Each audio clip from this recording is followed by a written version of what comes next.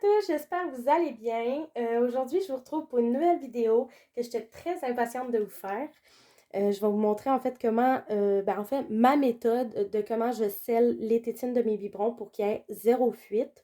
Donc, parce qu'on n'a vraiment pas envie que le liquide qu'on met dedans, peu importe c'est quoi, on n'a pas envie que ça coule sur notre ribbon parce que ça peut tout simplement le scraper. Donc, je vous retrouve avec la suite. Pour le matériel, vous aurez besoin bien évidemment des biberons. Moi, je vais utiliser un petit cure-dent, puis je vais vous expliquer après pourquoi.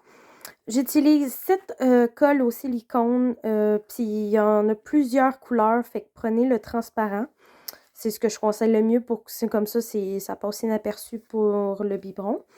Puis j'utilise un pipi pad parce que je ne veux pas scraper ma couverture.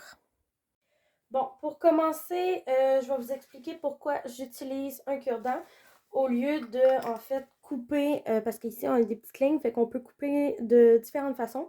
Moi, c'est mon deuxième tube que j'achète et le premier, je l'avais coupé ici sur la première ligne et vu que je ne l'utilisais pas souvent, ben ça s'est mis à sécher dans le tube. Fait qu'il fallait tout le temps, je le dévisse, que je prenne l'aiguille puis je retire, en fait, le silicone qui avait séché à l'intérieur.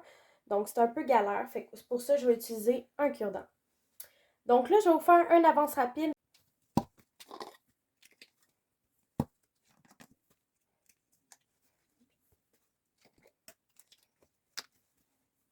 Je vous retrouve avec la suite. Fait que voilà, ça paraît gros, mais c'est vraiment, vraiment petit. Fait que ça, je suis désolée, en fait, c'est flou, là. Mais c'est vraiment tout petit, tout petit. Fait que là, je vais commencer avec le plus petit. Vous allez venir, en fait, le mettre directement où est-ce que le trou. Assurez-vous que la tétine du biberon soit pas mouillée avec de l'eau ou quoi que ce soit, parce que sinon, ça va absolument tout gâcher. Fait que là, on voit que je l'ai collé directement dessus. Fait que je l'étends un petit peu, juste pour dire. Puis après ça, je retire le petit cure-dent. Et voilà.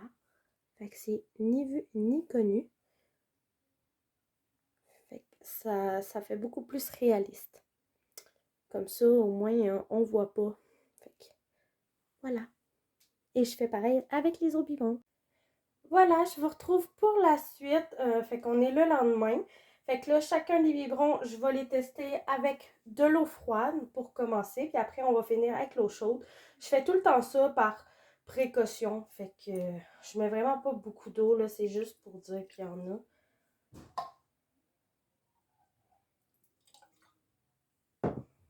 Donc, on commence par le premier.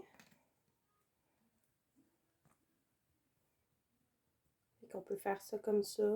Ça fait très réaliste comme ça. On dirait que le ribbon, en fait, il boit pour vrai.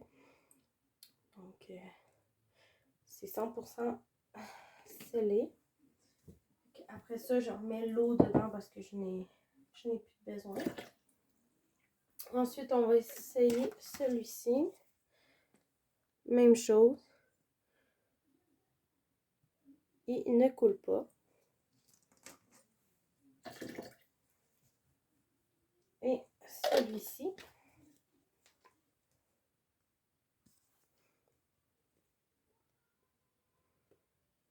Même chose, il ne coule pas.